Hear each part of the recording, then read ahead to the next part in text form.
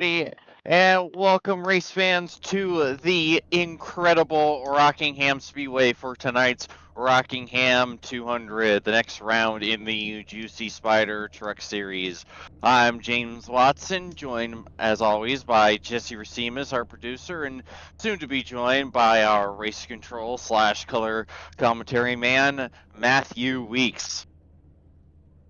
Rockingham is one of the best and in my opinion, most fun tracks you can wheel any sort of NASCAR stock car around.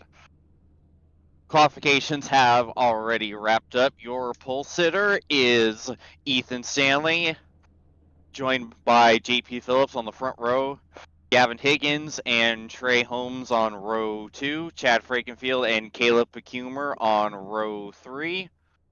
Trey Eitzen and Mitchell Welker on row 3. Leighton Norgard, William White, and then Michael Hossack and Tommy Ryan rounding out the first page as we see the rest of the starting grid scrolling by the screen. Real quick before we get going, what are you looking forward to tonight, Jesse? It's a full distance race, so hopefully patience, if I'm being honest. The track is tough. It seemed like during practice, a lot of guys were getting loose off of turn 2. It's almost like a ramp, honestly, coming out of turn 2. So we'll see if the guys can keep the rear ends underneath of them through there, and hopefully we have a pretty clean race. Absolutely. Rockingham, of course, one of the most difficult tracks. We're going to see it. Probably a few guys have issues out here. See a lot of calamity on Thunder Alley going down the back straightaway. But we are just about to get going. Only one pace lap here at Rockingham.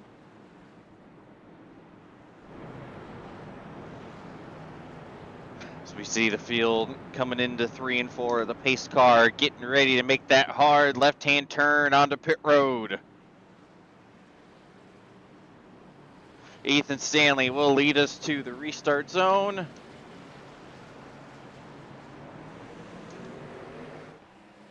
Green means go. We are underway at Rockingham. Great start for the front row. Better start for Ethan Stanley over JP Phillips. So here we are coming out for turn 2 for the first time tonight, and already we are under caution. I don't even think we made it to the back straightaway.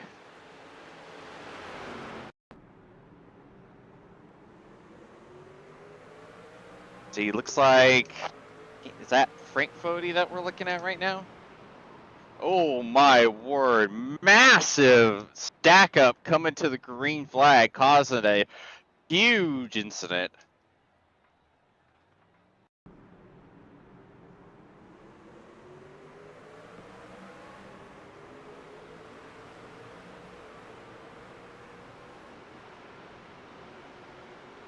I think that might have been caused by the 76 truck. Let's see if I could take a look at it here on the in-car. Either he missed a shift or just spun the tires.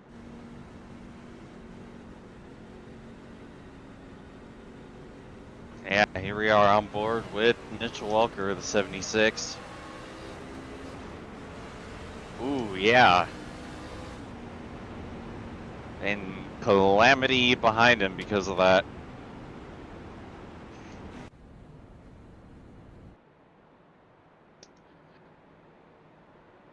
Well, that is certainly one way to get a 200 lap race underway. I think we'll go ahead and get in our first break for now. Yep, we'll be back in a minute. Racing isn't easy, but experiencing it is. iRacing puts you in the driver's seat with the industry's leading sim racing game. Drive on laser scan replicas of the greatest racing circuits from around the world. Go head-to-head against other drivers chosen by skill-based matchmaking to ensure competitive racing at every level. Compete across all your favorite series. In officially licensed cars, engineered to deliver the most accurate driving experience possible.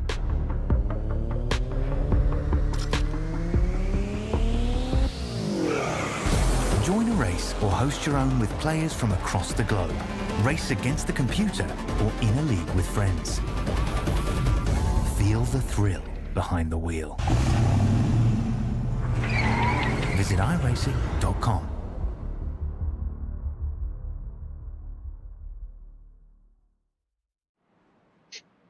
And we are back, and we are already 1 to green once again.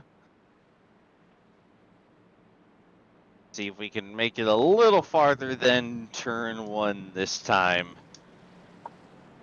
Definitely not the start any of us wanted to see, but you know, that's what happens sometimes. It's a pace car getting ready to make that hard left-hand turn on the pit road.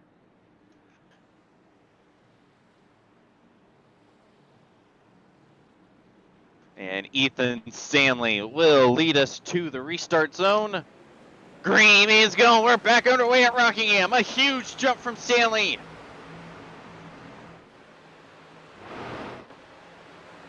Already starting to pull away over P2 and P3 as we speak. Let's here we go. First time into Thunder Alley under green flag conditions.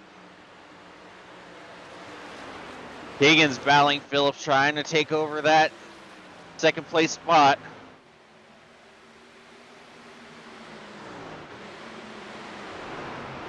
See a lot of battles already starting to form. 3 wide. Oh, it's getting close.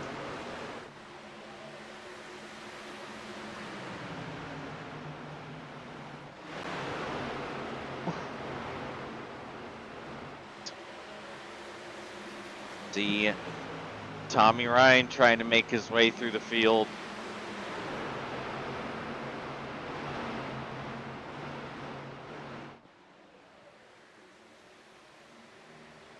Side by side, Mitchell Welker, and it looks like Cale Pocock.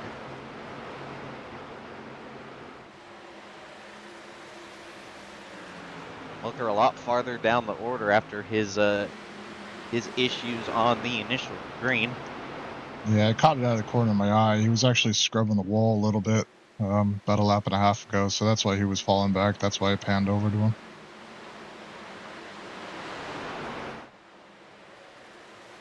As we see, Ethan Stanley continues to lead so far. Leader of the first 9 laps, starting to stretch it out.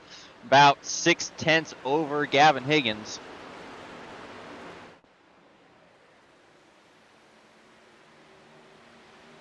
So you see Phillips starting to run Higgins down again.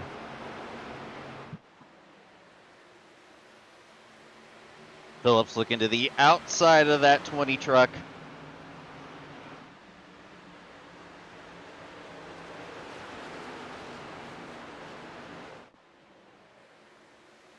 Just about has the 20 clear as they go down into turn 3.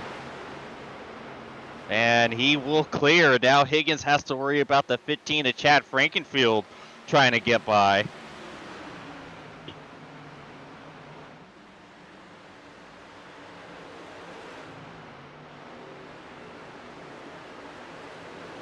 We see a good battle here towards the middle of the field.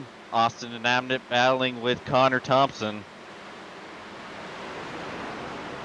This battle for P19.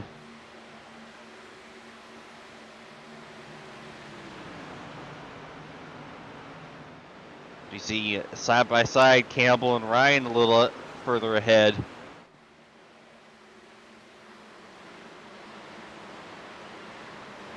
Campbell has the spot over Ryan. Tommy Ryan, noted short tracker, saw him get the win at North Wilkesboro a couple weeks ago. Also a full-length short track race, so he's definitely going to be one to watch, although not quite the qualifying effort I think we would have expected from that 66 truck.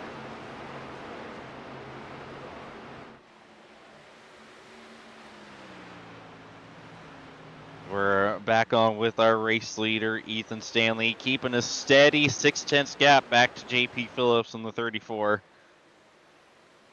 JP gonna have his hands full with Frankenfield. Here comes Chad.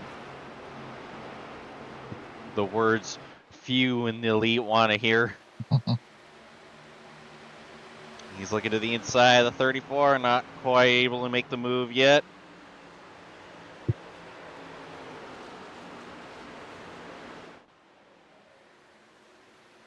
See so far a good amount of trucks using the bottom. That's definitely the line I take around here. Although as I say that, JP Phillips all the way up, running the wall.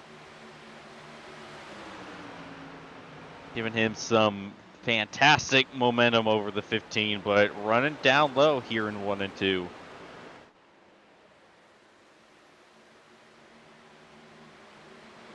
That's the thing about this place. You have a lot of different lines you can use around here. A lot of them extremely viable. That's what makes this track so much fun, and that's what makes this track so difficult. It's not easy to pass because of all the lanes having such fantastic use. As we see Walker making his way past. Get by the 3 of Jeff Ryan.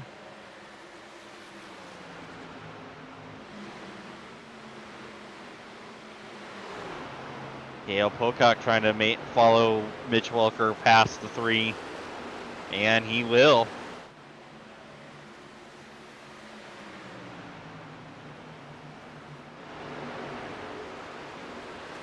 Gail jumping to the outside, trying to get the run off of Mitchell Walker.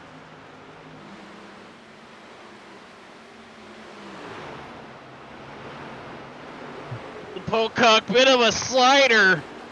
He'll clear. Here comes Walker looking to the inside. Nothing doing. Kale starting to pull away.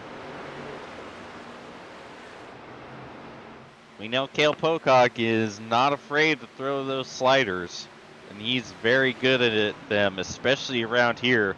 We saw him making that move a bunch of times during the 03 Cup Series race here a few weeks ago. And using it to perfection.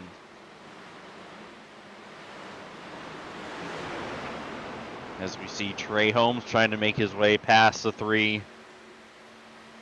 Dustin Dort lining up, trying to follow him through, and McCorkle right behind him.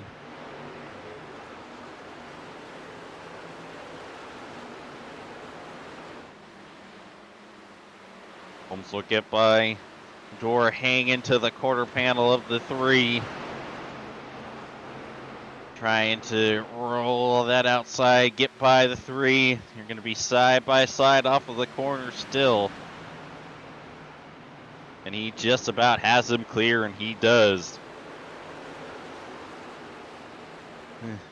Rough bit early in the going for Jeff Ryan. He is starting to lose spots hand over fist right now, as Phillips getting ever so closer to our race leader. Was 7/10 before, now it's cut in half.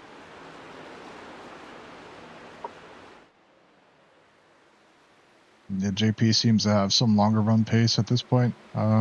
He generally does. So we'll see how much further into the run until he could get by him here. I wonder if Stanley's usually pretty good at saving his tires, but I wonder if he's burning up either the front or the rears a little too much, and that's why JP is getting such a good lunge on him here. Absolutely. Meanwhile, we see Picumer and Eitzen doing battle for the last spot, the top 5.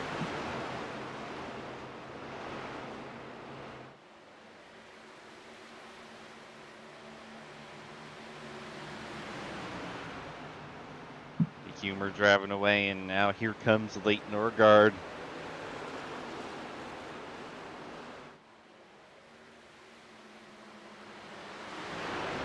As we continue to watch the battle for the lead. Stanley running the high side. Phillips at bay.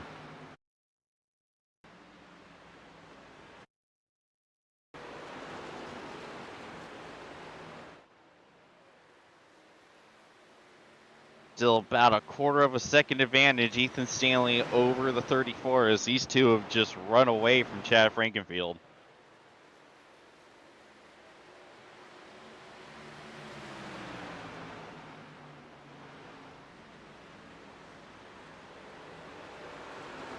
JP getting ever closer to the rear tailgate of Ethan Stanley.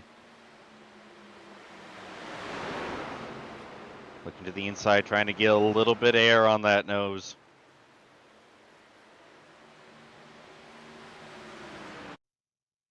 Corner for Stanley that time. Got himself another about 1/10 and a half of breathing space.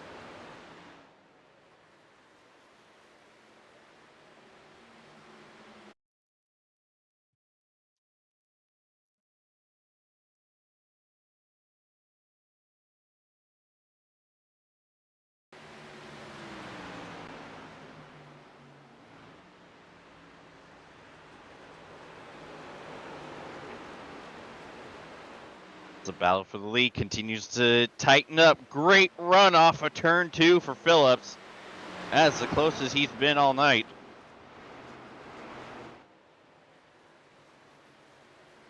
Another good corner.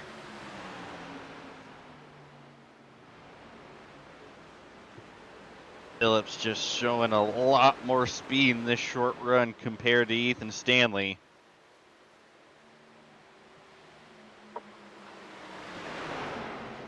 These guys have pulled away almost two and a quarter second from the next group of cars. So, trucks, I should say. But kind of wondering how much these guys are abusing their stuff, trying to keep this pace compared to the others. Absolutely, I'm thinking that Phillips might be burning those tires up with something fierce.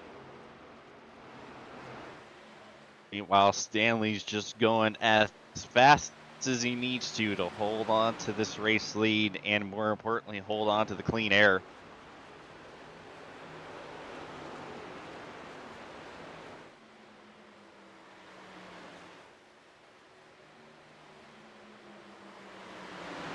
JP not giving up.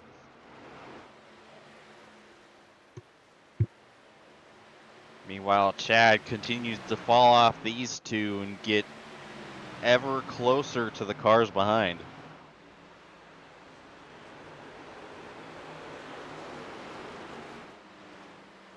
Wrightson gets back by Becumer.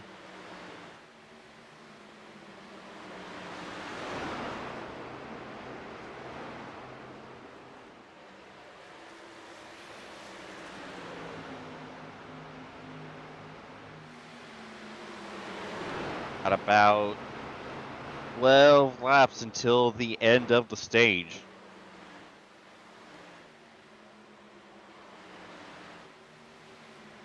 Here comes Gavin looking to the inside of Chad. Whoa, Wrightson almost got the wall. Meanwhile, Frankenfield holding steady on the outside will keep Gavin at bay, and now Gavin's going to lose P5 to Trey Wrightson, or P4, excuse me. Trey gonna clear Gavin, almost got the nose on the quarter panel of Frankenfield. It's almost a huge mistake for Chad, but he survives and continues to hold P3. Trey jumping to the outside. Can he get the run? He's there. There he goes, just shoots right on by the 15. You see the difference in momentum running the high side.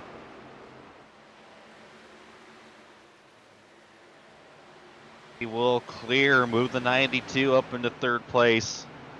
Ooh. Whoa, big contact, big sideways for Frankenfield. Becumer into the rear of the 15. That's not going to make Chad very happy.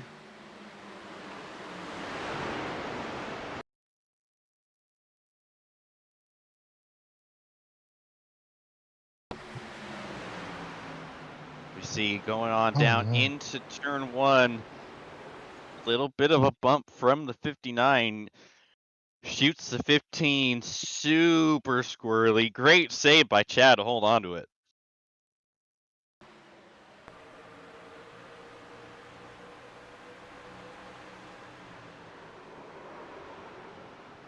Seems to big closing rate from Becumer, and I just don't think he expected Chad to check up in the corner. But we stay green as Phillips continues to work over Ethan Stanley, and Ethan Stanley continues to hold him off.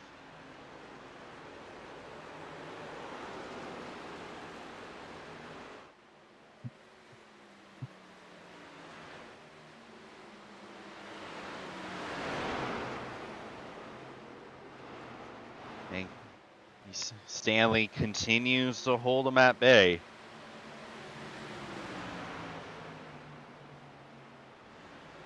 Looking to the inside. Biggest line change we've seen from JP in the last, I don't know how many laps at this point. Got him closer, but not enough. That was a good move by Sam as well, just to kind of get out of the way, let these guys run the race. Absolutely fair play to Boutwell as he looked behind him and went, nope, I want no part of that.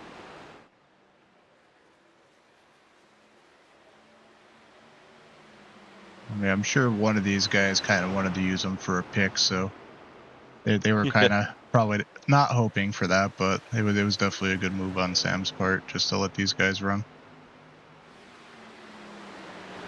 As you see, they now lap past the 58 of Mitchell Javier. Ooh, Stanley with a little blink event.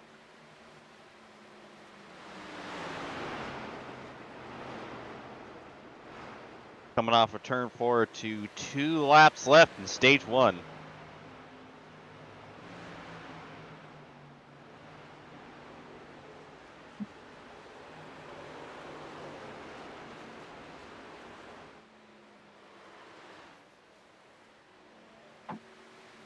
One of the closest battles we have on track right now is this battle for the lead.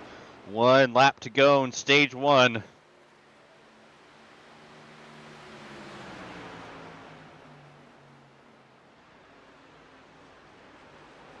JP doing everything he can to try to manufacture some sort of an advantage over our race leader. Still coming up empty is Ethan Stanley coming out of turn 4. He's going to lead all 45 laps of this stage. Give it to Ethan Stanley, winner of stage 1. Of course, we still stay green under the stage. We look back to see Hossack and Leighton Norgard going at it, Norgard trying to get P9. As Trey Holmes is right behind them. Whoa, Chad almost got the wall off of 2.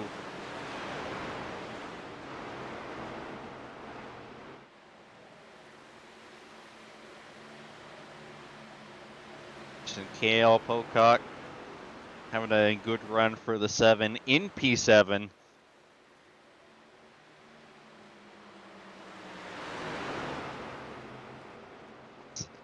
Phillips still stalking our race leader.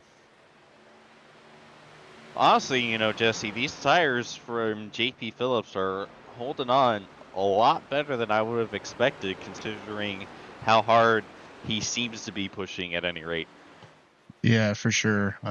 Especially with the times that he was running up high. I always tend to burn the right front when I run the higher line here.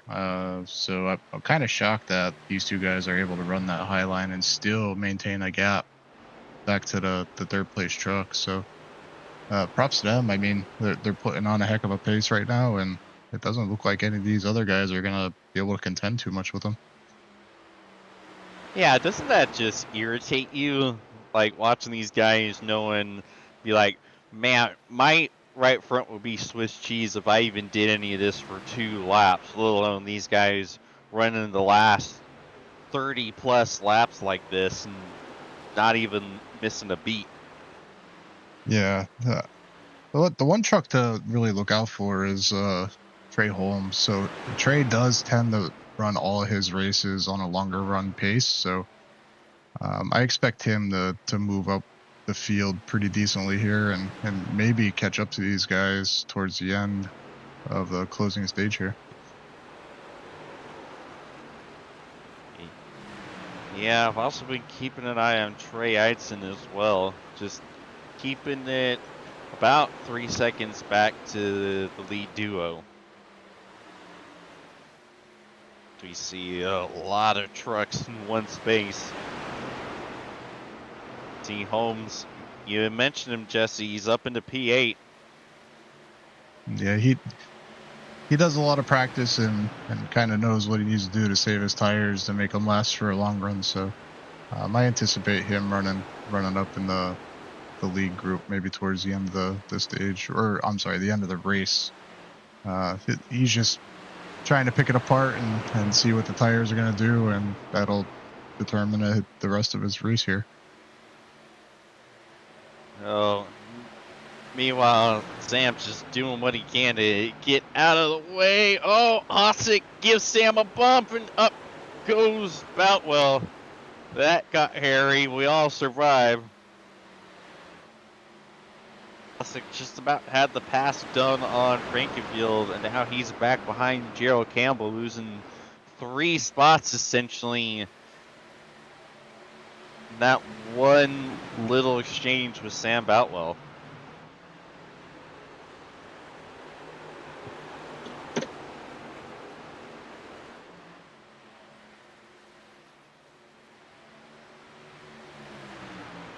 So Trey is actually catching up to these guys, so he definitely has some longer run pace as well.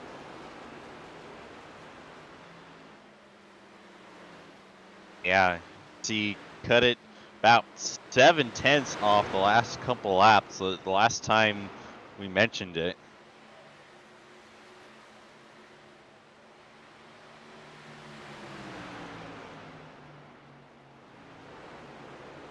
Another 2/10 for Wrights in that lap.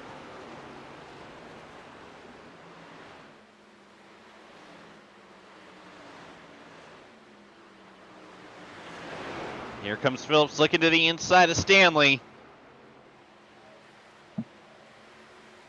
Ethan holds him off, and JP tucks back behind the 91.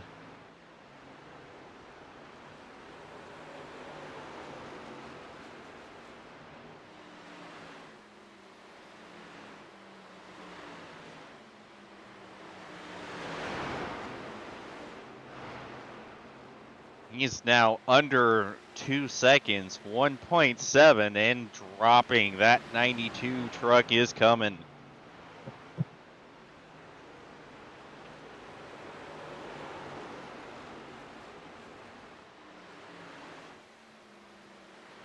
You know, we asked with wonderment, how are these two able to run so hard and so fast? Well, we're getting the answer. They can't with how much speed Trey Eidson is showing over these last couple laps. Oh, sideways, door into the wall. He gets back control of it. He's keeping it in the wall, out of the way of everyone. We're staying green for now.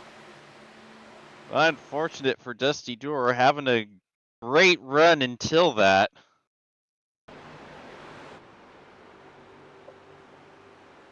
The coming off to, ooh, gets the wall, gathered it back up, but then almost did a bit of a next-gen death wobble right back up into the wall. And that second contact, that was the hardest, and that killed that 32 truck. That might be race ending for Dustin Doer.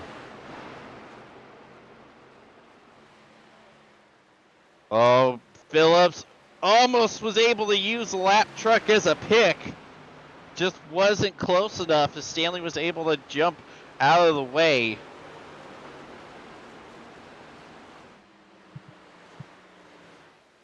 And don't look now, but Trey Eidson has managed to bring that gap under a second, so he's definitely coming. Yeah, that 92 has some mega pace right now. Phillips looks to the inside once again. You see a late Norgard making his way off a pit road. Makes Makes you wonder when this lead duo is going to make their first stop of the night.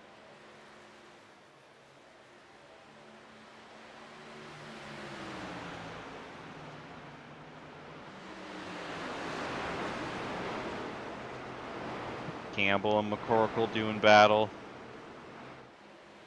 See the 15 continuing to lose spots. You have to imagine that incident with Pecumer did not do him any favors. Probably just absolutely killed. Oh, whoa! Wow. We had no idea what was going on. Contact from Rob Mooney puts the 15 up into the wall. Almost just gets absolutely creamed by Seth Rawls and Michael Hossack. Oh, no. Gets hit a little bit again by Austin and Abnett. Terrible, awful, no good, very bad lap for Chad Frankenfield.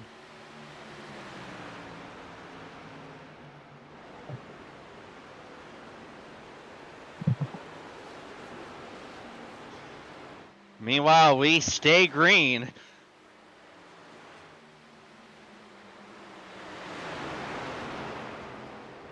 Here comes Norgard on the freshies, trying to get a lap back.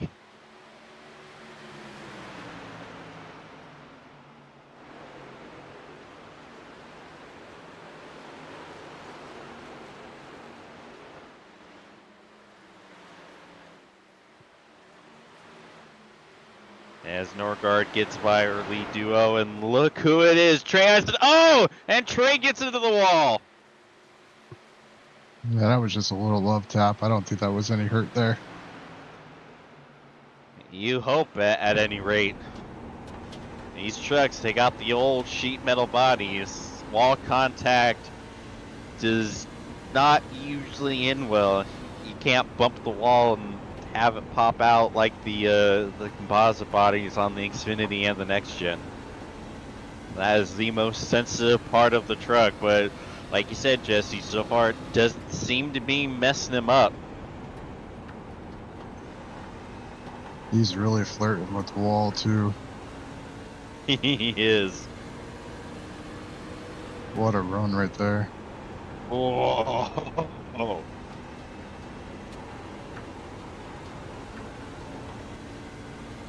What would you do for a Klondike bar? Well, he almost did a little more than I think he wants to. Ooh, he just banged the wall. Oh, and he gets the wall again. Oh, that time, Jesse, I think that might be more than a graze. That looked a lot heavier than that earlier one. Yeah, that one probably caused a little bit of damage on the right front.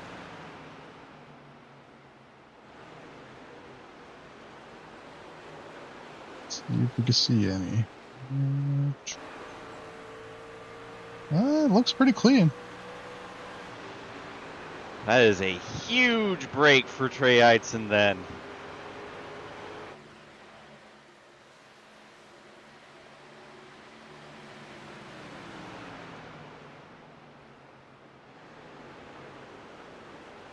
Looks like everyone's equaled out pretty Whoa. much here. I think he almost got the wall again. Unfortunately, that huge pace advantage Trey had, I think it's gone now.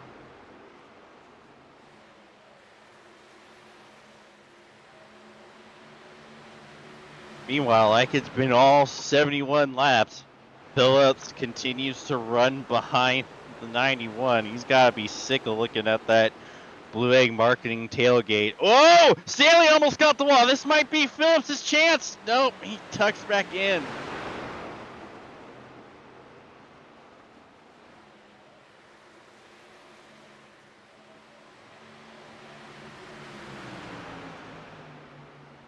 Well, this lead duo has definitely become a lead trio at this point. All the contact, it still doesn't seem to be any worse for the wear. Makes you wonder when these three are gonna head to pit road as Trey almost got the wall again, trying to get the outside of JP.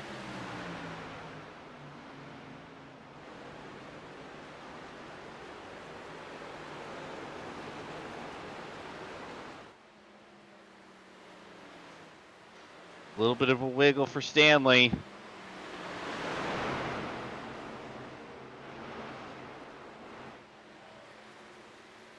Now they're getting passed by Gerald Campbell, fresh off of pit road.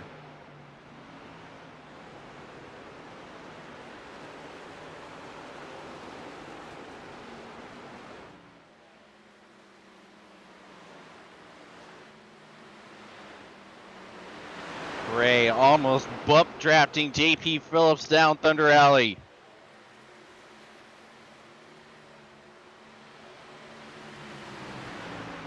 And this battle is incredible as they have absolutely walked away from Caleb Pecumer in fourth place. Oh, JP just slowed up there. Yeah. I wonder See Trey Eidson go by. I wonder if he's coming to pit road. It sure looks like it, Jesse. Yep. There it is. The first of our race leaders to blink. That is not an easy pit road to get on.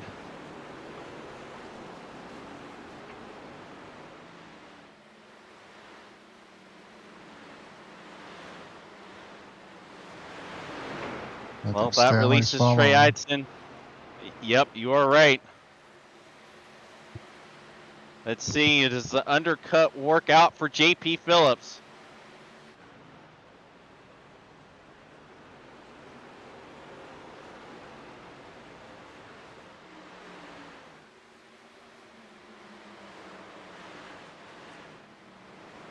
Now when does the 92 join them? Gotta be this lap, I imagine, and there it is. We are in full pit stop sequence, everyone. Green flag pit stops at Rockingham. Who'd have thunk it? Trey Holmes still out there running. Yeah, you talked about it, Jesse. He's built for the long run, and he's extending this run. Maybe not the worst thing, you know, overcut could be pretty helpful, especially how hard it is to pass. Yeah, so sometimes it could bite you. Stay out there too long, you give up too much track position. But if he's playing it right, I'm thinking he's going to be maybe lap 85, and that should put him with the freshest tires for the last 30 laps. So see what happens there. Yeah, I imagine you're probably going to be right. You can't really run the risk of of a longer overcut, like a 10-lap one that you may be seeing a mile and a half. This track being one of the hardest on tires, you know, that 10 laps might be too much of a distance.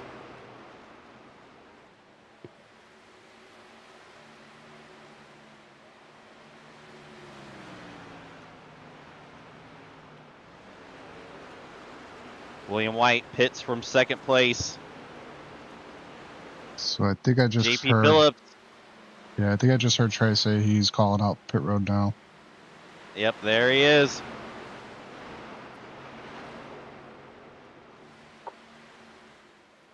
And is that our race control / color commentator man joined in the booth? Yes, I am back. Thanks for holding the fort down, guys. I'm sorry I had to drive all the way to Cincinnati to pick up some family members who just got back from a cruise. You know, they flew in, so had to go get that taken care of. Now we're set and ready to watch some good racing at Rockingham. One of my favorite ovals to race, man. This bumpy track, all the characteristics. Hopefully it's been some good racing. I think I've missed, what, like 50 laps, 60? 83. We've only had one caution. Oh, that's good. It's good to hear. Love this track, dude. You can move all over the place. It's such a fun place to drive, and I bet these drivers are having a blast out there tonight. Yes, sir.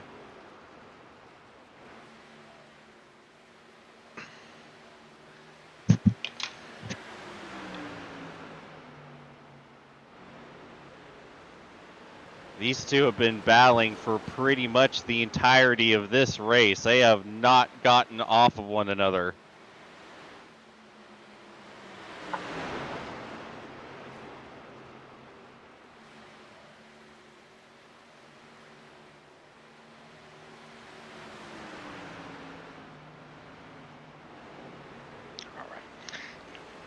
Justin Vandermeer got a speeding penalty there. That last green flag stop, just to keep everyone updated. I feel like I didn't check the points tonight before the race, so I'm a little behind.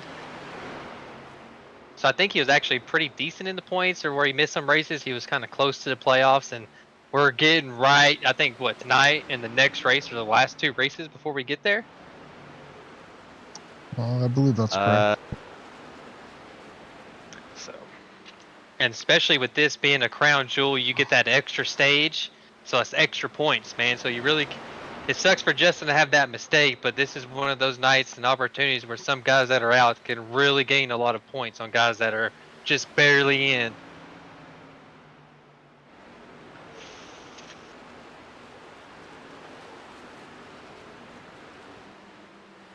Is Trey Holmes back on pit road?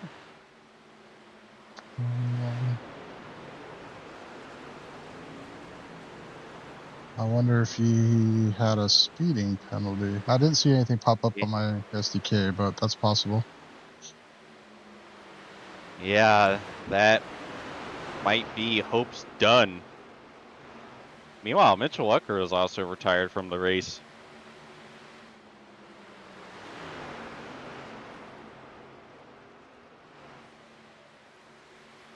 So it looks like Trey Eidson staying out that extra couple laps did not help out like he probably intended it would.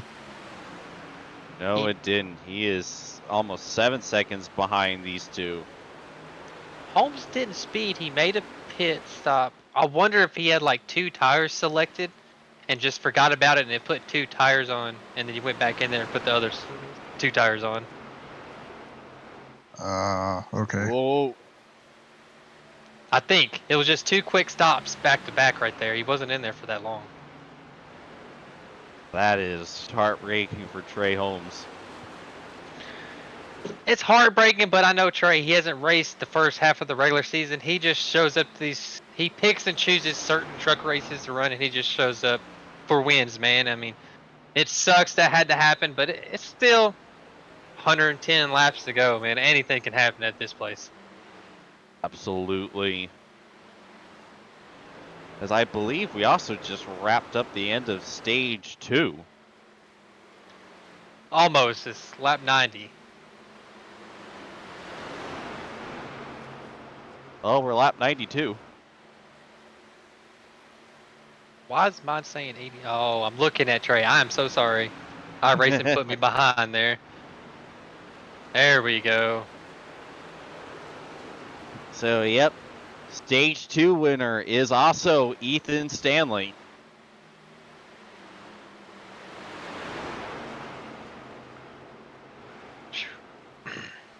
It's one guy, he's lacking a lot of playoff points up, and that's just, when you do that in the regular season, it just makes the playoffs so much easier, especially in the trucks, because I think you only have that 1 round and then it's the championship race. So you just got to gather as many playoff points as you can. Absolutely. We see Pecumer get by Gerald Campbell for P4. Now, Tommy Ryan looks to join him and get by the 31 truck.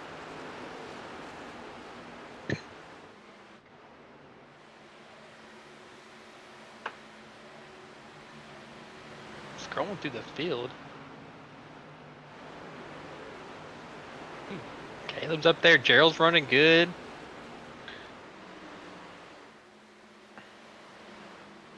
Yeah, a lot of trucks having some good runs. You see Cale Pocock also in the top 10. Dylan Javier running P9.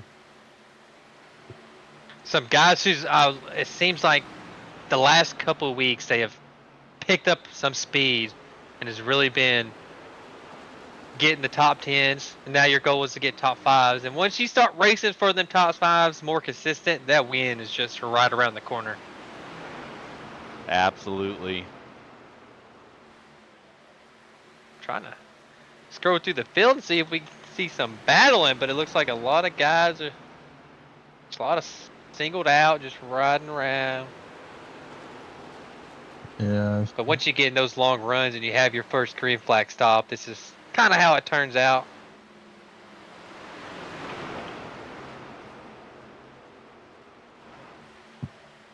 And we're also looking at the biggest lead Ethan Stanley has had in some time. Yeah, and I'll be kind of worried. I don't know if they pitted at the same lap or what their lap differences was, since I kind of joined, as the cycle was just starting. So hopefully he's not overdriving it. I know Wednesday night in the Cup Series, I mean, he was quick, but he would overdrive just a little bit and heat up the tires. So I just hope he's not doing that tonight. Because it looks like JP's gained like 2/10 right there, but I was just probably just the lap car Stanley was passing right there and made him lose a little time. Yeah, I think if I recall correctly, JP pitted first, Stanley followed the next lap behind him, and then a lap behind Stanley was Trey Hudson. Man, these two boys have really gapped third on back, 6 seconds. Good speed out of these two trucks up here. You had to imagine Trey had some sort of issue on his pit stop, losing 6 seconds off of pitting just 1 and 2 laps afterwards. That's a lot. Like, even for undercut, that's a lot. So something must have happened to that 92 that put him so far back. Yeah, he could be like me, whereas you want to try to be as easy as possible on entry so you don't speed, so you give up time no matter what right there, because you just don't want any mistakes. And this pit road entry is so difficult because it's impossible to kind of gauge where you need to get on the brakes and bring it in. Like, sometimes, we got a caution! Someone to the inside wall off of Thunder Alley.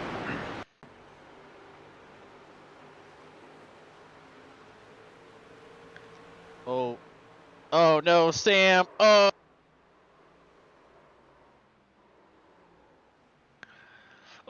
yeah, you just got the wall. Oh. Yeah, just barely gets Cole. Not bad damage for either party, if any. Yeah, it wasn't too big of a hit when he hit the other truck. I think he hit the wall harder. But I mean, even the other truck he hit there, that shouldn't be that much. And like we talked about a few races ago, I mean, this new damage model, if you don't knock the toe link out and don't damage the motor any, you can fix these trucks like pretty much back to brand new.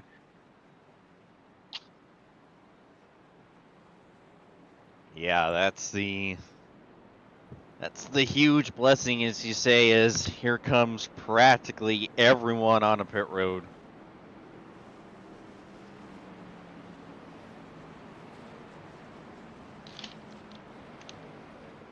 Yeah, after that run, you definitely, this place likes to eat tires, and that's one of my favorite places. Like, it's one of my favorite shorter tracks, smaller tracks to race because of how much it eats those tires, and tires come into play, and that's always my favorite thing to do in racing. When the tires wear like this, it brings some good racing.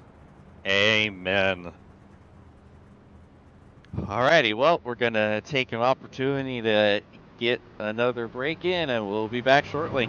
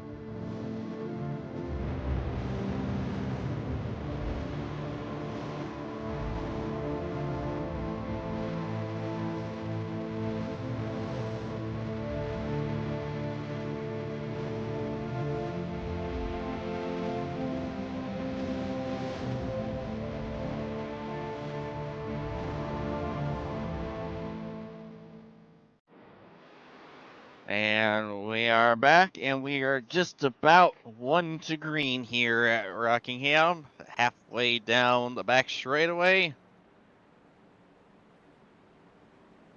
Going to be just in time for just our third restart of the night there, Matt. Yeah, and right at that money, 100 laps to go. I think you can actually get 100 laps of fuel. So I could be wrong. It's been a while since I've raced. It's been a couple weeks since I've raced the trucks here because I've run them in a different league, and we run a smaller fuel tank in there. So I don't know the exact number, but if it could be close.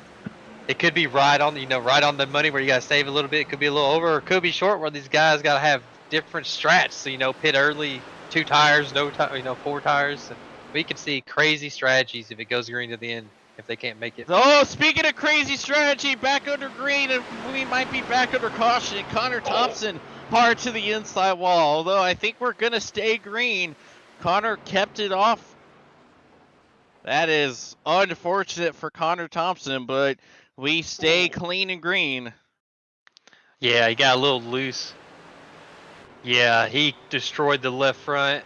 And what he did wrong is he exited the corner too low. Oh, as the caution comes out. He just caught that apron and it just upset the truck. Yeah, sounds like we're getting that caution anyways. Oh.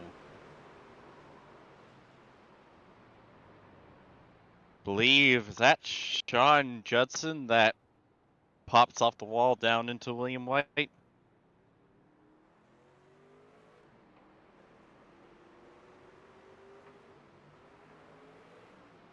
I think the truck that came off the wall was Huckleberry. Yep.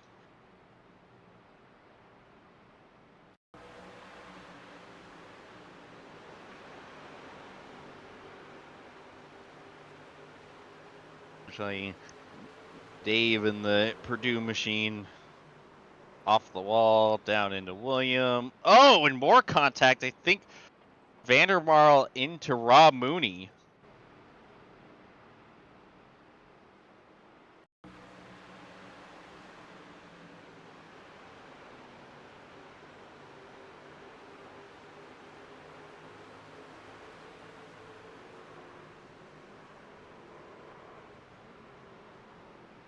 Yeah, looks like Rob lets off after the incident and just might have kept his foot in it a little later.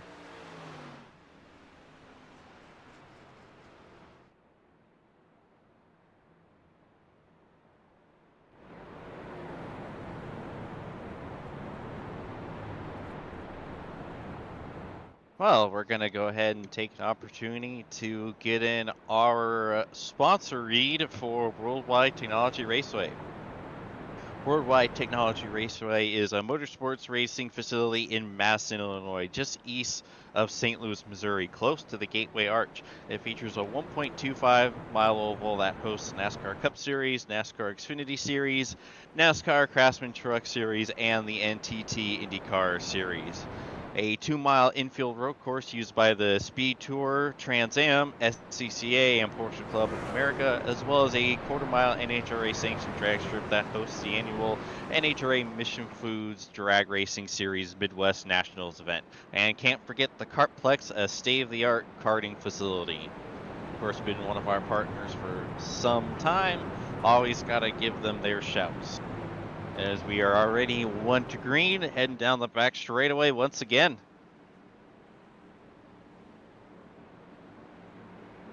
Ethan Stanley got a huge jump off of JP Phillips. That last restart, we'll see if he can get another one this time around.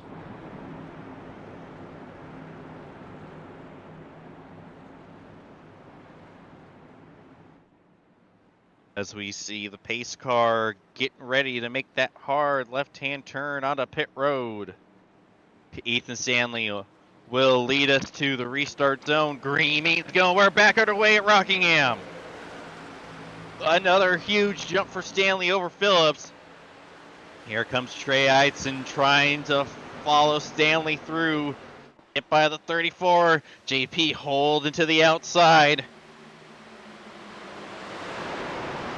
Oh, I think Trey might have got... Oh, Campbell big sideways. What a save from Gerald. Oh boy, that could have ended poorly for a lot of people. Only ends poorly for Gerald Campbell, unfortunately. Meanwhile, Phillips back into P2. Eitzen about to lose third to Gavin Higgins. Whoa, almost contact. Oh my goodness. Oh, someone's turning. Oh, now we got contact. William White going down the infield grass. The truck got turned up, but couldn't quite tell who it was, but I think we're still green here. So it couldn't have been that bad. There was 2 wrecks then. I was looking at the Gibson and Racines wreck. Was there? I see the 3s in the wall in front. Yeah, Jeff Ryan and William White got together. Don't know where the 3 truck ended up. Back up on the track. I am amazed that that did not bring out a yellow.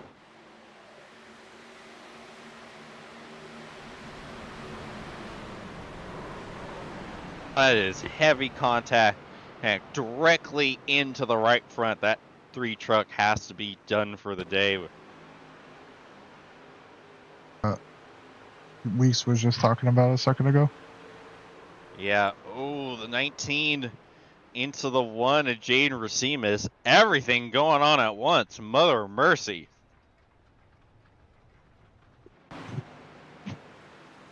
But we are still green despite all that calamity.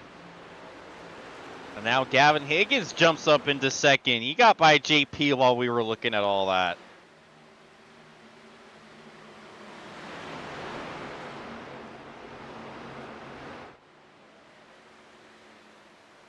See what Gavin Higgins has for Ethan Stanley now. It's pretty much JP Phillips this whole time trying to get by the 91. Now it's the 20's turn.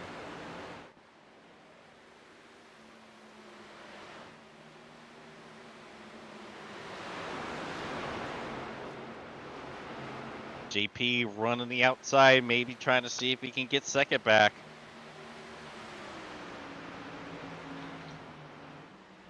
See, these boys were waiting for me to get back. That's what they were doing. Yeah, they had to wait until race control was back to issue tallies. Yeah. They wanted to do it while I wasn't away, so they couldn't get one, right off the rip.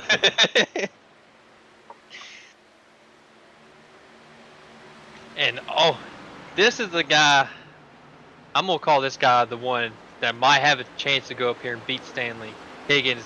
I don't know what it is about tracks a mile and shorter with him, but he just has speed. He's so fast at these type of tracks, and I think Jesse has told me where I think he races in real life too at some short tracks and stuff. I think that comes into play, and he's just so quick at these places. Even in the Cup Series, man, I'll be battling him at these type of tracks. Just like, dude, where are you at? Why are you so fast here?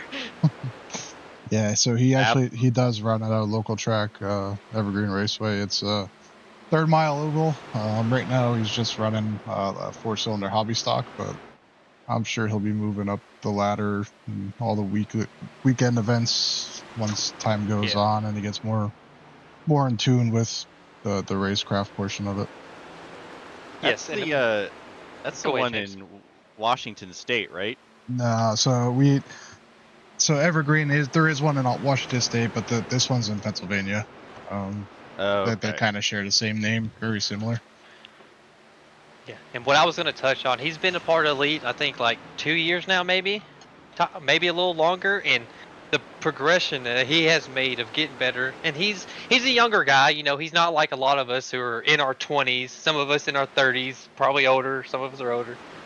And he's just getting the feel of these cars, and unlike other sports where your prime, I'll say like you're really good between 25, 30. I feel like as a stock car driver, on the sim, because we're so more realistic to real life, I feel like the older you get and the more experience you get driving, the better you get.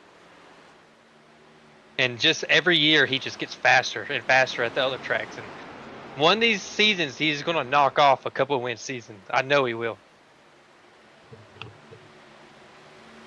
Absolutely, and he could very well be starting soon. Holding on to a solid P2. So we see Chad and Seth Rawls battling, Francis and Javier right behind. 2 by 2. Now 1 by 1. When looking where we touched on Trey earlier, having the 2 stops in the green flag, he actually got one of his laps back now, so he's only 1 lap down. So that's good. Yeah, that is a huge break for Trey Holmes. It's a heck of a lot easier to get 1 lap back than 2. Oh yes, 100%. I'm always one of those things when we race, you know, if I go 1 lap, I'm like, okay, I'll get a lucky dog or wave run eventually. But man, once you get 2 laps down, it's like you're just stuck there and all race long, no matter what happens, because more cars are going to go a single lap down, and more cars go a lap down, the further you go from getting one of your lucky dogs back. Yeah, it's such a gut punch.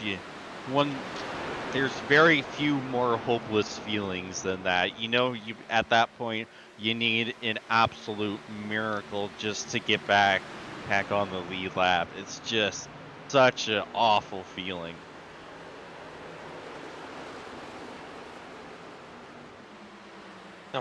What I'm noticing though is like the guys are running a little higher 1 and 2 what we were running Wednesday night, but we're bottoming out really bad in the Cup car here, and it's just crazy. Yeah, all the different lines. I always get caught up watching the racing here because everyone just running different lines, doing different things. Oh, this is hairy as heck for Ethan Stanley. Having to get by Dave Huck, Rob Mooney, my word. Oh.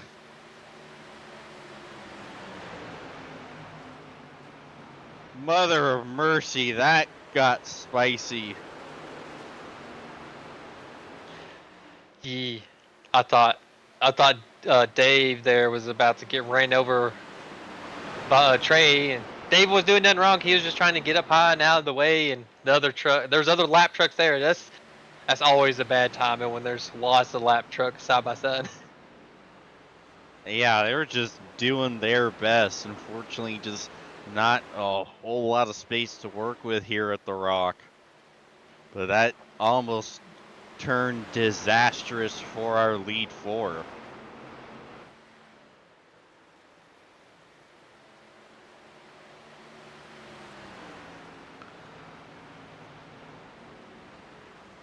This did kind of mess up the battle for the lead, though, as Higgins 0.8 off, Eidson 1.4, and Phillips a solid 2 seconds away.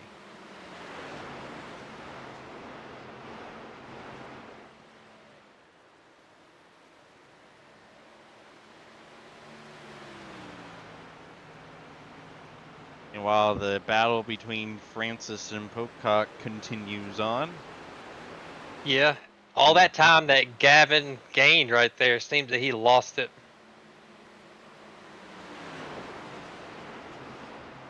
Stanley's took really good care of these tires. Starting to inch away a little bit, little by little. Ethan super close to the wall off of 4.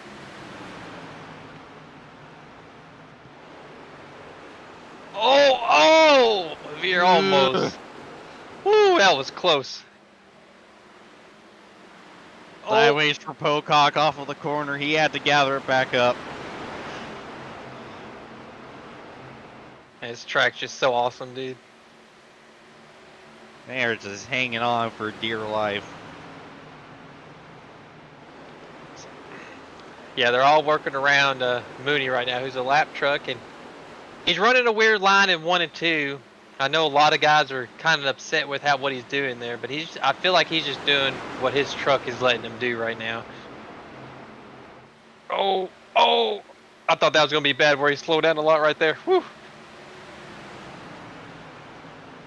It's good. We all survived. Oh, Gerald just got into the door of Mooney right there. Poor Rob is getting bodied right now. Yeah, all these lead lap trucks, I don't think they're pleased with lap trucks right now. Yeah, as the laps wind down, the patience goes with it. There goes Dylan Avere past Cale Pocock. Oh! It nabbed it hard into the outside wall. I thought it was a Leighton that hit the wall. Looked away for a second. How he went straight left. I thought he was the one that bounced off the wall. Excuse me. No, he almost joined Austin right there. And look at Austin. Bounce off the wall, still staying it, man. Sometimes it happens. I remember, I hate bringing up Wednesday night, but I smoked the wall out of 2 early, probably lap 50 of the race. And didn't destroy it, man. I'm surprised. And looking at his truck, he looks pretty fine too. So it looks like he hit it pretty flat.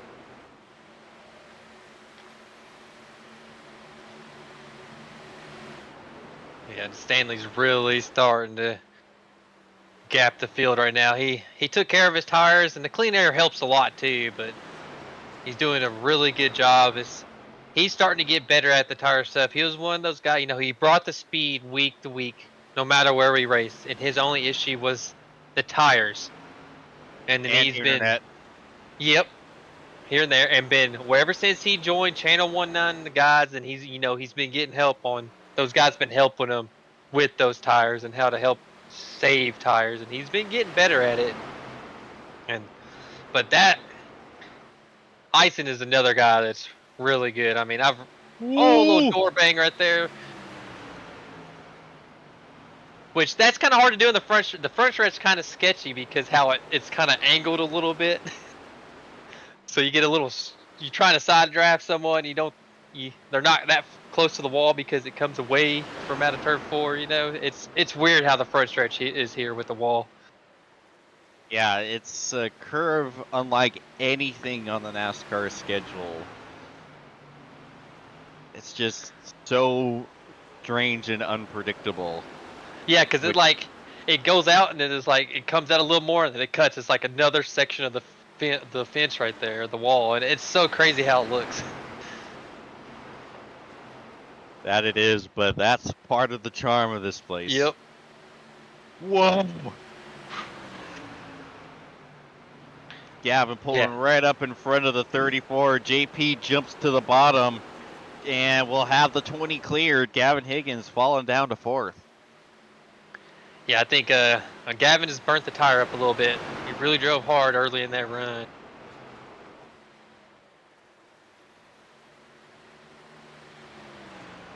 Ison, though, he's coming. He took care of his tires. He was really saving back there.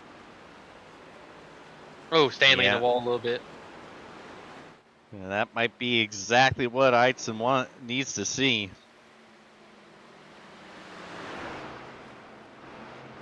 Trey trying to do exactly what he did in the first long run. Saving those tires and making the big run.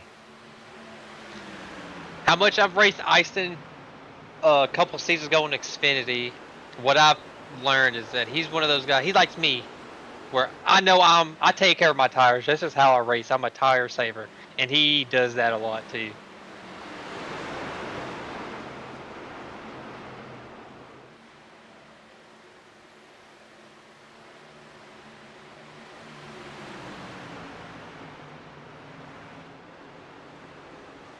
We see a good battle. This battle towards the back half of the top 10. They have not stopped. They've just been throwing body blows and haymakers at each other for the last 20 plus laps.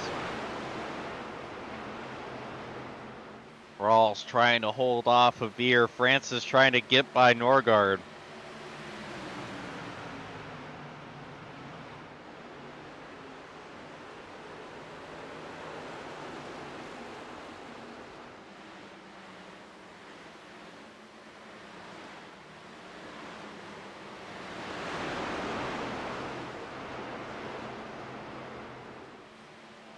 Now here comes Trey Holmes, still that 1 lap down. Yeah, this sucks for Trey having that mistake on pit road. I'm not 100% sure what happened there and putting behind, but he's one of those guys that I see at these type of tracks. He really takes care of his tires, so it just sucks that he got put way behind with that mistake right there.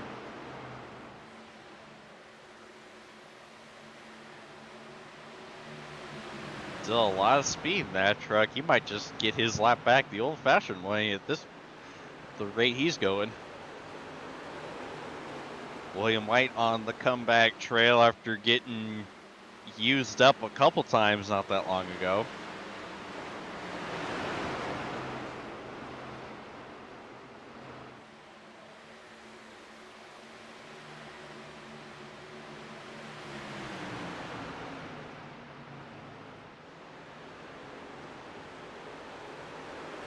William battling with Austin and Abnett. Whoa. See Holmes dropping low on the back straightaway. All right. Sorry I had to step away. Some guys were talking about people wall riding. They were telling Chad and not me. So, you know, I was like, hey, guys, I'm race control. Tell me, not him.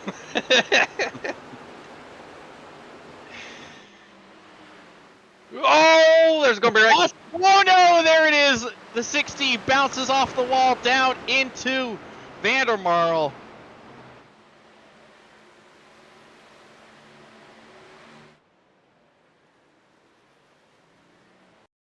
Stay green.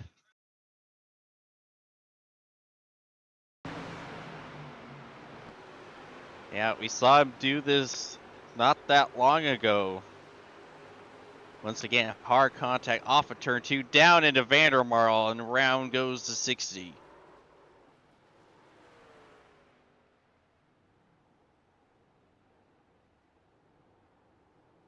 Pulls back up on the track.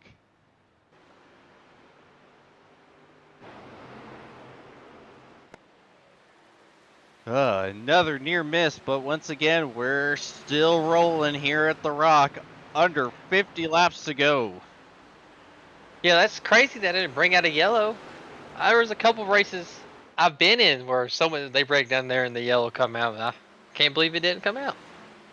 Yeah, and he was even back up on the track trying to get turned around, but no one close enough to the 60 to trigger it, so on we go.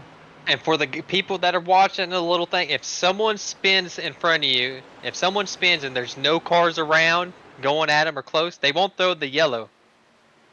So there has to be a car, like, you know, I know people hint at, like in the Coke series, they cheese it sometime when they see someone spinning, they actually aim for that car so it will throw a yellow out.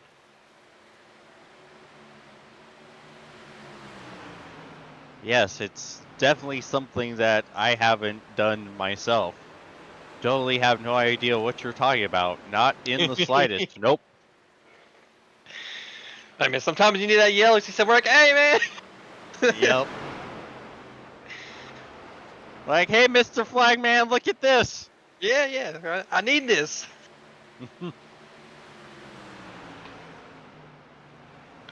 Like, oh no, this car is in a dangerous position. Look. It's crazy how iRacing works like that. Is Gerald pits? So Gerald pitting, that is making me think that they might not be able to make it on fuel. Yeah, I feel like a whole 100 laps was gonna be a tough ask. I feel like you would have to take a fairly hefty fuel save, and you know, with the tire differences, I just feel like Stanley in the wall.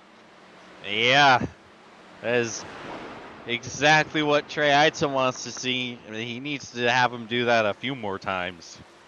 Yeah, I think Stanley's struggling a little bit. He was really good. He took care of his stuff for the middle part of the run. Now you get to the late part of the run. And this is where you find out who really took care of this tire. It looks like Idson kind of got in the wall there in 1 and 2. He lost a lot of time.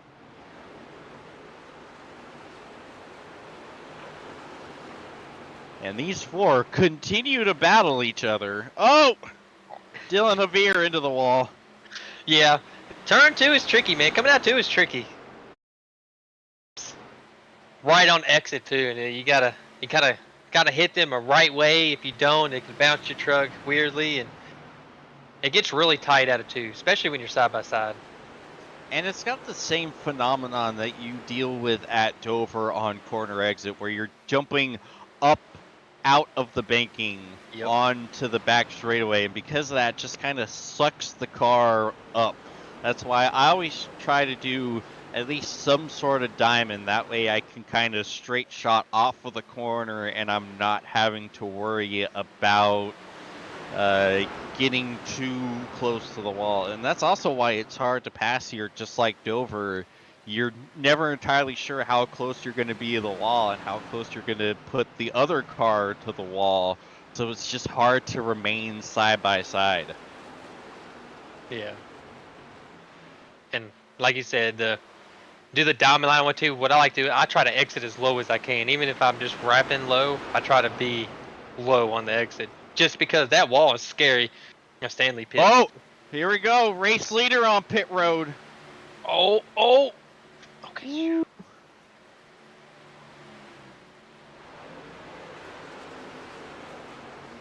Good. Is he good? I didn't see Looks a black like flag he is. pop All up. right. It looks like Gavin Higgins joined him. Phillips and Eidson staying out, but I don't think that's going to be the case He for called long it, I for think. Trey. Yep, there he is. There's JP Phillips. Oh, he hit it good too. Good entry.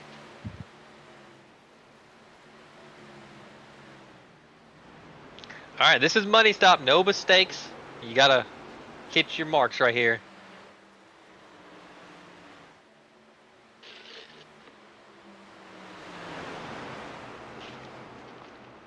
So far, Pecumer days on the track.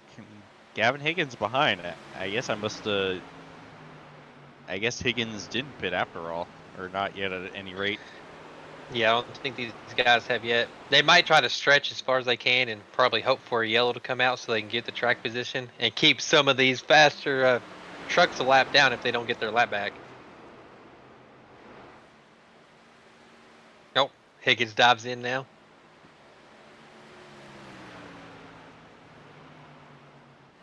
So does Michael Hossack. Yep, you see 24 down pit road. Pecumer continues to stay out. Doing the caution dance is that 59 truck. I think that's what he's hoping for right now. Because that's the only way I can think. If you're going to run this dry, you're going to want to hope for a caution because you wanted to do what everyone else, maybe split the run, maybe go 5 or 6 laps longer than splitting it. But when you're going this long, you're definitely going to stay out there until you run dry and hope for a yellow to come out.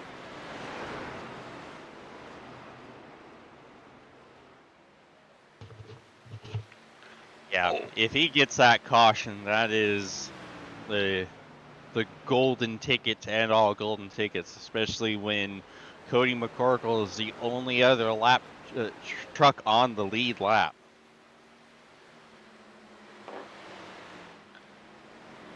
I thought we almost had a wreck there because the camera angle I was looking at Stanley passing Chad, and it looked like Chad turned in front of Stanley going into one, so I thought they about wrecked. And there's Caleb on pit road. McCorkle joins.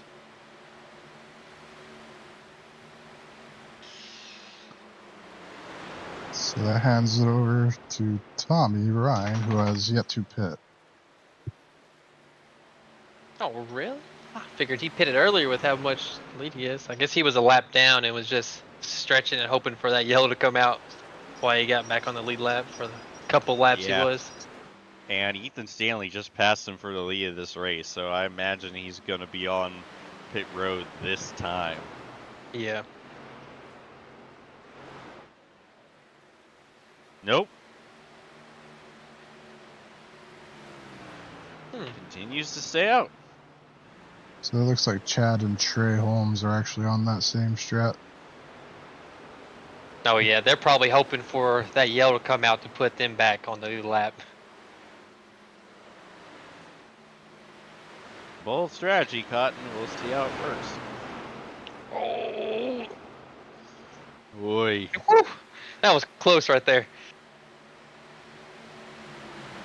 Yeah, I mean, but it's the right. I think it's the right strategy if you use a lap down, and then you're back midfield already. I mean, what else are you going to lose? Especially Chad's not racing for points. Trey's not going to be racing for the playoffs or points. They just show up to try to win races. So I think it's the right call for those guys. Yeah, you're You're not wrong. I think I understand it a little less in Tommy Ryan's Yeah. perspective, but for Chad and Trey, it makes perfect sense. Yeah. Stanley gained a second on pit road. I thought Eidson had a really good entry there, but it looked like Stanley's entry was way better. But the thing is, we noticed Eidson was better on the longer run, but that run was about 10 laps longer than what this run is. And he's further back than what he was, but he's starting to gain on him now. I'm wondering if that 1 lap tire difference is going to really come into play, knowing that he was already better than what Stanley was. Yeah, if there's ever a place where a 1 lap overcut is possible and helpful, it's definitely here. Here in Chicagoland, I'm telling you, that man leading the race beat me for a championship in the Elite Xfinity Series at Chicagoland because of a 1 lap pit difference. So it does come into play, and I feel like this track wears a little bit more than what Chicagoland does.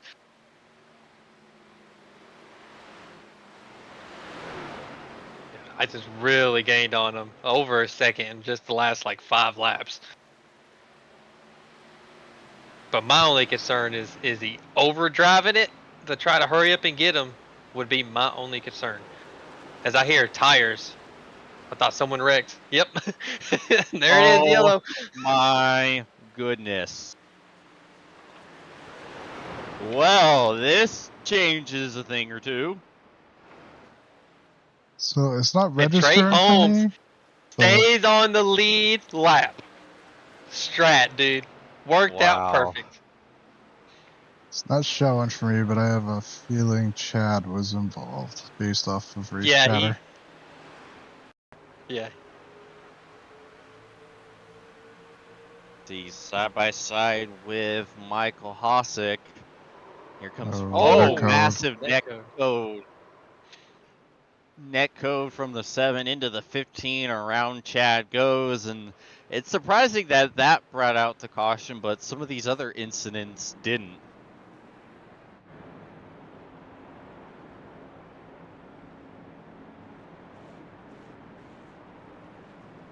Well, I think we're gonna take one last break here before everything really shifts into the final gear. So we'll be back shortly. Race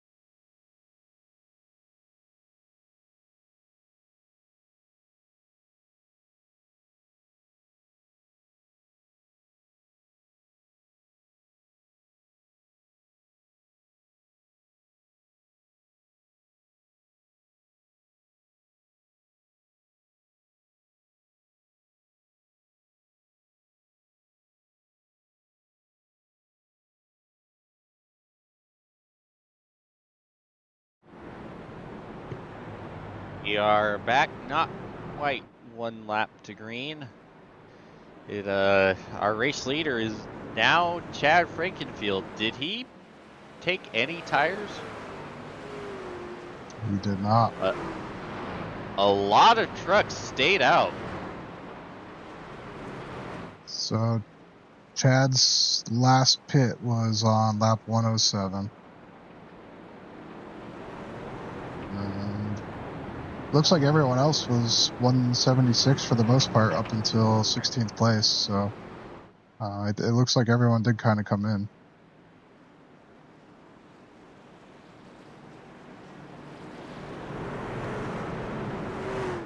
Chad, Oh man. boy. Chad thought he was a lap down, so he was going to stay out and wait for, the extra lap to pit with the lap cars, but he wasn't. Oh dear. This is going to be good right here.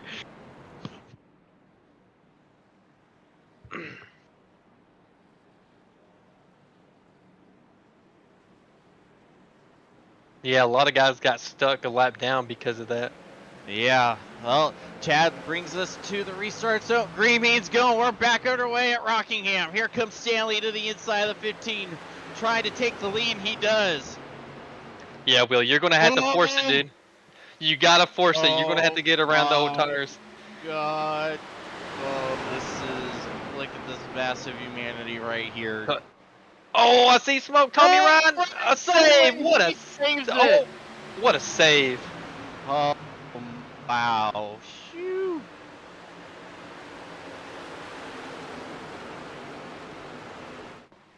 Chad continues to fall. Caleb getting caught behind the 15, gives him a shove. Caleb losing all kinds of spots because of it. Yeah, this is so bad. Oh, for Chad. Oh. Caleb has voiced his displeasure with the 15. Yeah, he's on these old ancient tires, and all these guys with fresh tires. Oh,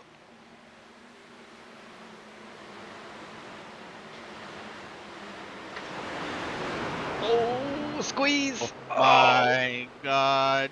Phillips and trying to get by Chad.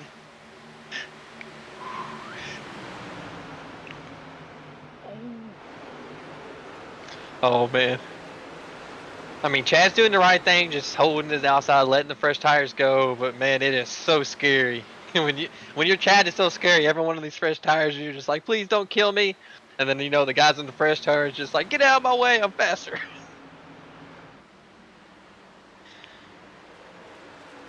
Here. Oh yeah, big time. Like, what happened to Ison? I don't even see him in the top 10 anymore. Yeah, he's nowhere to be found right now. Did he get a speeding penalty? That was just about what I was gonna ask. Oh no. I gotta go back and look. Cause that would be so unlucky. Running P2, it looked like he was faster than Stanley there too, so.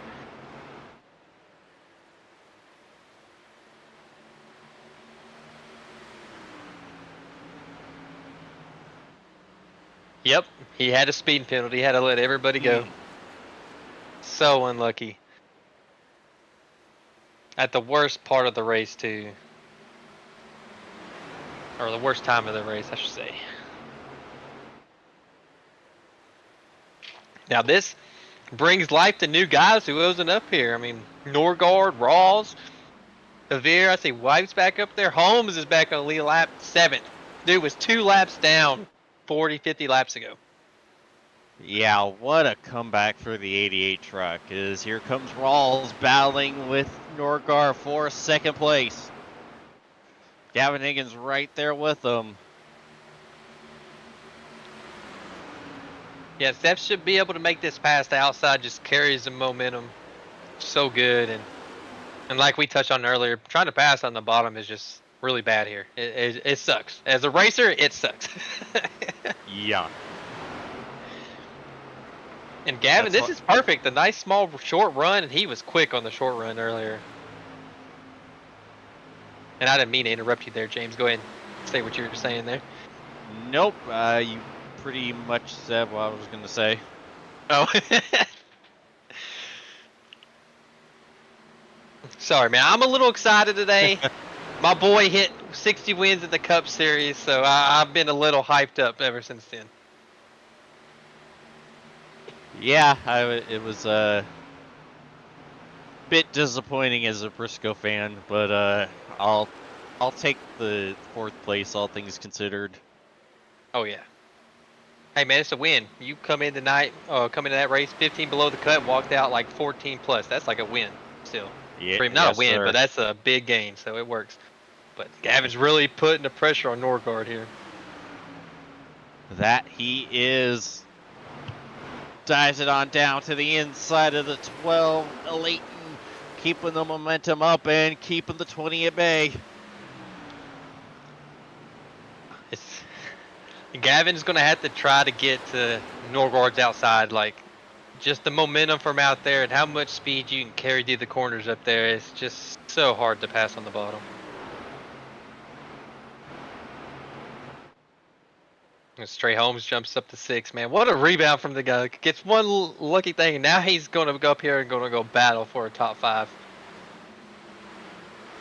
And I'm sorry, this is a good friend of mine. He doesn't race a lot of the trucks.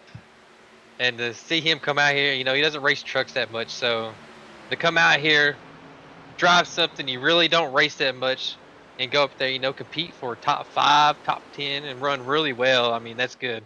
I mean, I know there was a little luck with that caution to get him back on the lead lap, but I'm sure if that didn't happen, and he was on the lead lap the entire race and to have that mistake on pit road, I mean, I felt like he could have been up here, especially on the long run.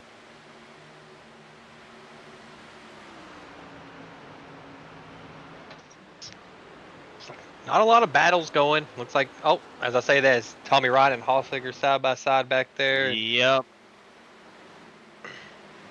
See Phillips. It's like the top 7 are kind of singled out, got gaps, but everyone else has got some battles going on. Yeah, you see Phillips and Pocock battling too, right behind them.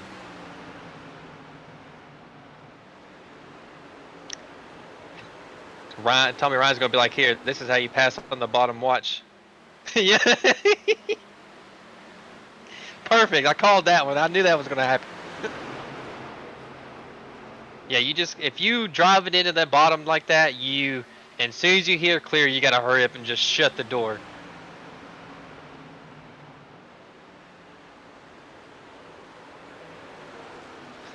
Frank is looking pretty quick out there.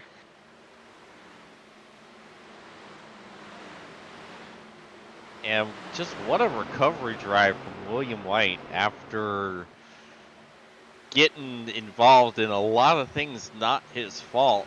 Here he is looking like he might salvage a top 10 out of it. Yeah. I don't know if he took 2 tires or 4 under that last stop, but it looks like he's kind of burnt him up a little bit, but still the rebound from what has happened, like when I don't know what happened earlier in the race when he got caught up, but I know the 3 wide wreck that he didn't know they were 3 wide, and he turned the 3 truck earlier on, and the rebound from that, and come back here and still get a top 10. Hopefully these boys are really starting to put some pressure on him right now. Absolutely. So we have 4 coming to 3 laps to go here from the Rock. Yeah, and Stanley's really is starting to pull away. It looks like Rawls, Higgs, Norgard really drove the stuff off, racing through the traffic because they were back there battling each other and everything. It seems like they burned their tires up a little bit more than what Stanley did in the clean air.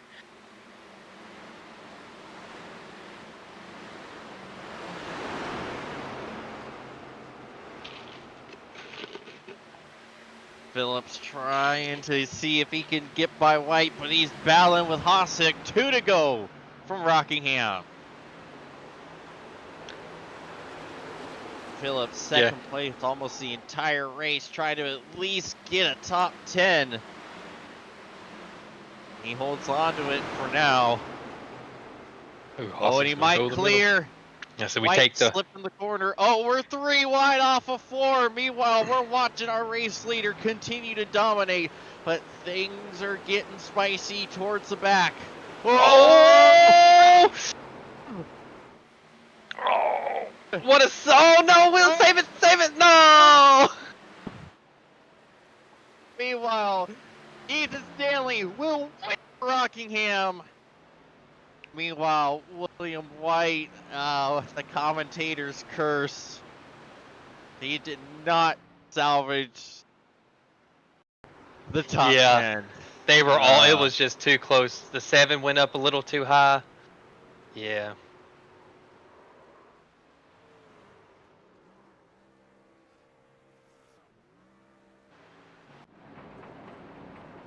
Well.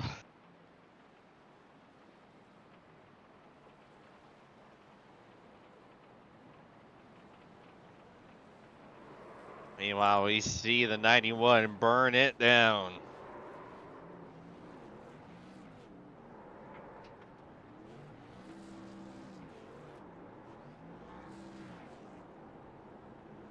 As we watch him do his donuts, we're going to take our final break of the night, and we'll be back with our top 3.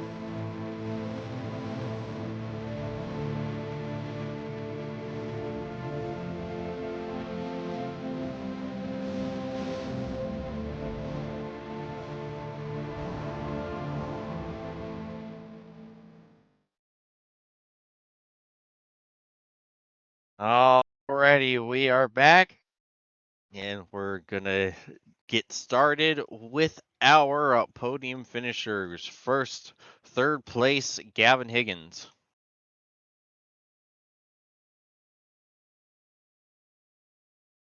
Gavin, James in the booth, you got a copy. Yeah. Awesome run for you tonight. You really kind of made your presence known through the second half of this race as everything started to get spread out and you got your way back into it. Just take us through your night. Yeah, first off, I mean, feels great to actually finish one of these things. I mean, I have internet connections for the past like 3 weeks and just keep on lagging out, lagging out. I was real mad, but I mean, yeah, I just couldn't figure out the top whatsoever. I was like glued to the bottom. Anytime I would try the top, I would just kill the right front, and they couldn't figure it out. And then so I was hoping for just quick, quick runs there. I didn't want nothing. I didn't want a long run because I just had nothing for him. I had nothing for Stanley the whole night, but felt like I probably could have got second. I just couldn't get past the late and quick enough. I made a big adjustment with the car as I was on the inside of him and going down the straightaway. I was at his door and I was like, all right, this is the time I'm gonna be able to pass him. So I did that and I just didn't have enough time to catch. I think it was set there at the end. How chaotic did that final restart get with a lot of people running up into the top 10 that weren't quite there earlier in the race? It wasn't really too hard. You have to watch who you're racing. I mean, Chad stayed out there. I was terrified, and then I saw he picked the top, and I was like, all right, a little more comfortable. But I mean, yeah, you just have to see who you're racing. I mean, you have some people who are experienced, and some people are new to this and not really that experienced. Alrighty, well, it was still a heck of a run for you tonight. Any sponsors, plugs, and shoutouts you'd like to give? No sponsors. Thanks to you guys for putting this on. Chad for doing this whole thing. Shout outs. I know neighbor Pete's watching. My dad, mom, brother, sister, my grandparents, and yeah. Alrighty, well, we appreciate you, Gavin. Hopefully, we're talking to you again next week. Thanks. Alrighty, and now we'll move to our runner-up, Seth Rawls. Seth, James in the booth, you got a copy. Hey, what's up? Well, all I gotta say is, where did you come from? That was Yeah, that was a wild one there, huh? Yeah, take us through your night, man. Yeah, I mean, I didn't get a lot of practice there. I was watching the cup race, so kind of just we did 200 laps here on Wednesday, and then yeah, I was just out. I was kind of tired out, so I kind of did only a couple of laps in practice, and then the race was solid for me. I feel like did a really good job that first run, saving the stuff. And then, obviously the stages went by, and then the yellow came out, and then the last restart really I just tried to pick a lane and went with it. I'll have to watch it back, so I think it was a pretty good. I think it went from like 6th or 7th to third there, and then got around Layton. But I really thought I was gonna get Stanley, because he's on 2, but just couldn't find the mental juice. Yeah, it was still a fantastic run for you tonight. Any sponsors, plugs, and shoutouts you'd like to give? Yeah, I'll do myself. SR Design, open for commissions always. Paint schemes, logos, anything graphic design needed. Flyers, websites, anything. Hit me up, SethRawlsDesign.com. And then obviously Shift Esports. Not the best night, but I mean we showed a lot of speed. I know Trey had a lot of long run speed. Cody and Jaden are obviously in that cut line battle, which is tough. That they didn't really have the best results, but all to play for at Dega, I think we go to. So yeah, overall team working really good together.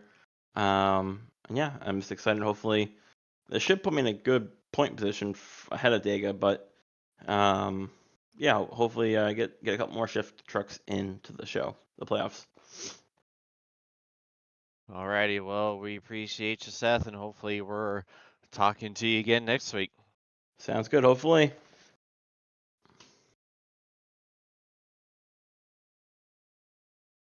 All right, now time to talk to the man of the hour. Ethan, James in the booth, you got a copy? Yes, I do. Well, business as usual there for you, huh? But you definitely had to hold off some hard charging runs from Eitzen, Higgins, Phillips, etc. How'd you do it? I just kind of ripping the top. I didn't really practice the top at all in practice session, but once I saw those guys starting to do it, I just kind of figured it out. And if you just hold the top, I mean, it's so hard to pass. You have to throw a big slide job. But yeah, no, Phillips was really fast. Like I felt like he was faster than me that first half of the race, and then I don't know. I mean, Eidson was quick that first run. He started catching us, but I don't know what it was that final pit stop before the caution at the end. He was ripping. I mean, he had like one lap on me, and he was catching me by a couple tenths of laps. So definitely could have been his race. Just unfortunate luck for him. Yeah, but you held on. You had to deal with a lot of different things throughout the race. Take us through that last restart with the field shaken up and Chad on the older tires. I think that's the best scenario I could have had. Yeah, Chad bunched up the field, and I was able to kind of just build a gap. And honestly, those two tires at the end really freed up the truck and kind of made it drive better because it was so tight all night. And yeah, just having a little bit looser of a truck allowed me just kind of pull away at the end there. Yeah, well, it was still a heck of a run for you tonight. Another dominant win. Any sponsors, plugs, and shout outs you'd like to give? Yeah, as always, big shout out to Blue Egg Marketing. And big shout out to Lake Norman Motorsports. Pretty good run for us tonight. Dylan with another P6. That's good for his playoff chances.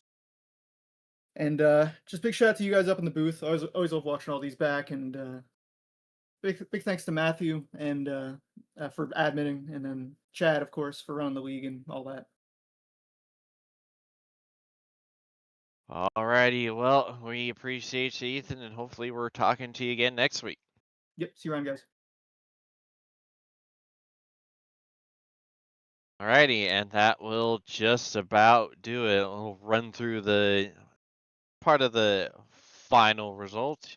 Your top three, of course, Ethan Stanley, Seth Rawls, and Gavin Higgins. A late Norgard and fourth. Trey Holmes recovering to a P5. Dylan Javier, Joe Francis, Tommy Ryan, JP Phillips, and Cale Pocock rounding out the top 10. Caleb Bacumer, Michael Hosick, Sean Judson, Kurt Gibson, Cody McCorkle, Jaden Racimus, Trey Eitzen, and Gerald Campbell rounding out the first page. And you see William White, unfortunately, all the way down to 19th, almost bringing home that P10. But, well, what are your final thoughts on tonight's, Matt? A great race. I missed, I think, the first like 70 laps, so I didn't get to see all that. But they went green there, so it was a lot of green flag laps. I love this track. I love watching races here. Multiple lanes, can do all kinds of different stuff. Truck, Xfinity Car Cup, it doesn't matter. This track is just amazing. The characteristics. We had some little mistakes late with some guys, and then jumped up, mixed up the field there. So no telling how these points are going to go. Looking at Dega, I think that's where we go with Dega to finish off the regular season, and it is going to be crazy. And it was a good race tonight. It was good to show up here, and I want to appreciate you for covering for me those first 70 laps on the broadcast and doing it yourself until I got here, man. I appreciate it, and it was good, dude. Yes, sir. Well, I believe that just about wraps things up for us. For my broadcast partners, Jesse Racimus and Matthew Weeks, I'm James Watson, bidding you adieu from the Rock. Have a good night, everyone.